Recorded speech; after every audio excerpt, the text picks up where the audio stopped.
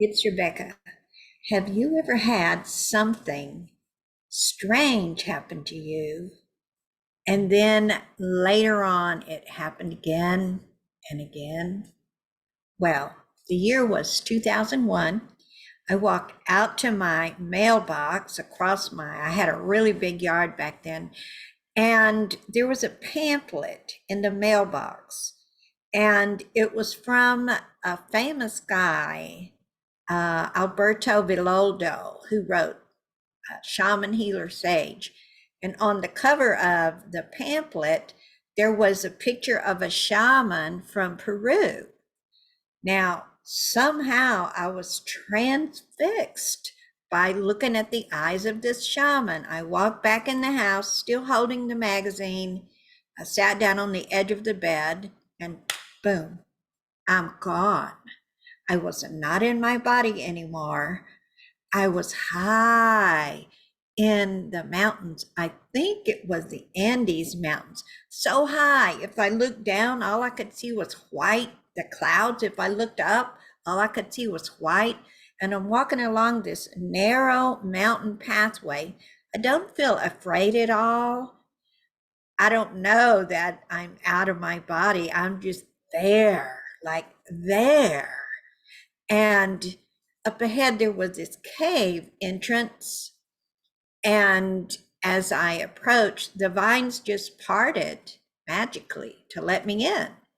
So when I went into the cave, still not at all afraid, I touched the walls. They were smooth and made of some kind of material that wasn't of this earth, smooth, kind of like marble, but not. And as I looked closer, I could see that all over the walls of this cave, there were etchings, symbols of some ancient languages. And it was given to me by spirit that these are the languages of your forebears, star beings, ancient civilizations.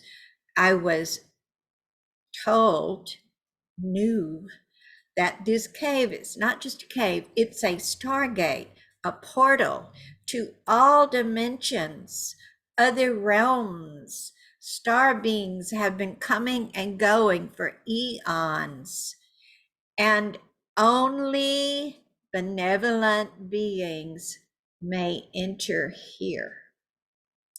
Now, at that time, way long time ago in 2001, I was given a mission to do concerning this cave. However, regretfully, I was younger, had smaller children, and a really bossy husband. And I allowed myself to be talked out of fulfilling this mission. Now, over 20 years later, a few weeks ago, I started being taken out of my body again, taken to the cave, showing that it's a portal to all dimensions. And in the years since then, the Spirit has directed me to go open portals all over the world, which I did. I followed the mission.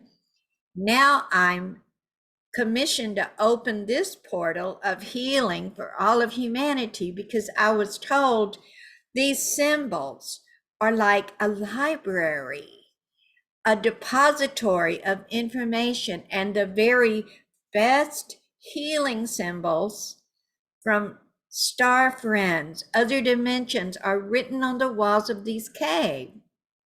And they can be accessed by humanity with just a little bit of guidance to be used for healing. So I've started taking a few private clients to this cave for healing energies.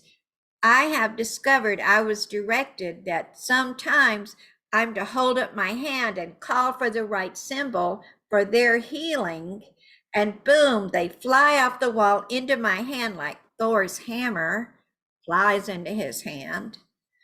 And then I'm told what to do with it to access the best healing the client is ready for. I've discovered that each of these symbols represent a different civilization. For instance, the Pleiadians, Lyrans,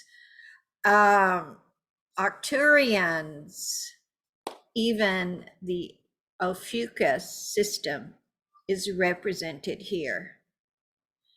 And each one is a different language. And what I've discovered is when I look and I allow that I can speak that language, and it's totally different wherever I look and speak. Now, I don't know what I'm saying.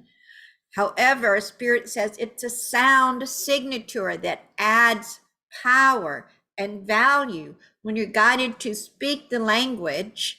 And you might be with a client and speak 3 different languages that they need to jumpstart the healing process. Well, here's something exciting I discovered, and you might find it just exciting too. Any room, there's the rooms for rejuvenation, rooms for heart healing, rooms for kidney healing, rooms for different things. I've discovered I could just walk into any one of those, take any client, and there's one room I discovered I couldn't just walk into it. Why not? There's a big, fierce guardian guarding this room. And why is he guarding this room? Because in this room are the symbols for the prosperity frequency, the frequencies of affluence, the frequencies of wisdom with money, currency, whatever it is in your country. And the guardian says,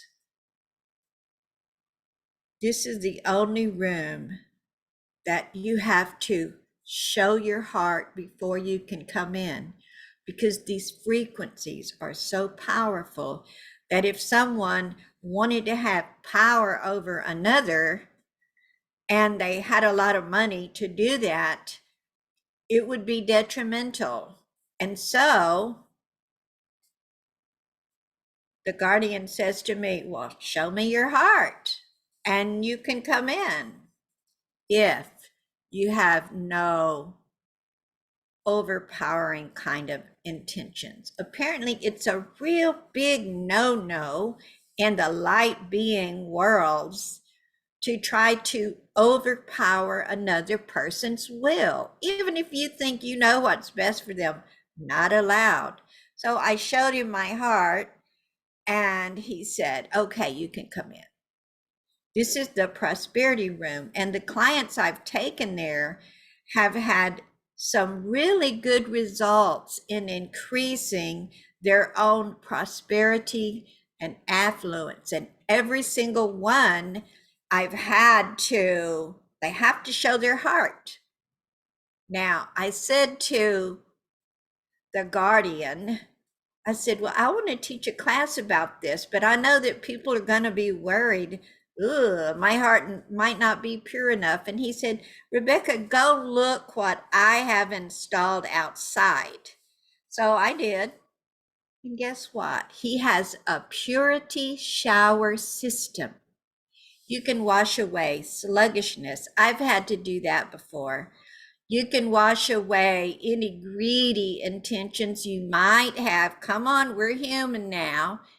You can wash away envy, jealousy, blocks to you enjoying your prosperity. You can't enjoy prosperity if you're full of all kind of yucky emotions. And he said to me, just the fact that people are willing to work on these things. You don't have to be perfect to come into the prosperity room, willing to work on it. So every time I go now, I take a shower. Now, a purity shower. And there's one, they have different labels, but there's one marked everything. Now this covers the known and unknown. So I always use the cotton picking everything shower. I don't know what unconscious resistances I might have to having more prosperity. And he says, one thing you need to know, don't think that you have to be so goody goody two shoes that you only want more prosperity to help other people. While that's good, the number one reason for you to want to enjoy more prosperity is so you can have an easier life, a happier life, because we always want to do our sole purpose, right? But don't we forget that the number one part of our soul purpose is for us to be happy? So here's another surprising thing. I've gone to this prosperity room, I've taken clients, I've kept it quiet up until now. And there have been Lyrans, there have been different species that came and helped to activate the prosperity frequencies. And a few days ago, I was surprised to be visited by two enormous dragons. And of course, benevolent, no being but benevolence can come into this cave. And they said to me, Rebecca, we want you to add a boost to this prosperity room because it's not enough just to bask and absorb and vibrate with the energies of prosperity. You also need inspiration to action. Just feeling prosperous and never doing any freaking thing about it, to be inspired, but never having the energy to do it.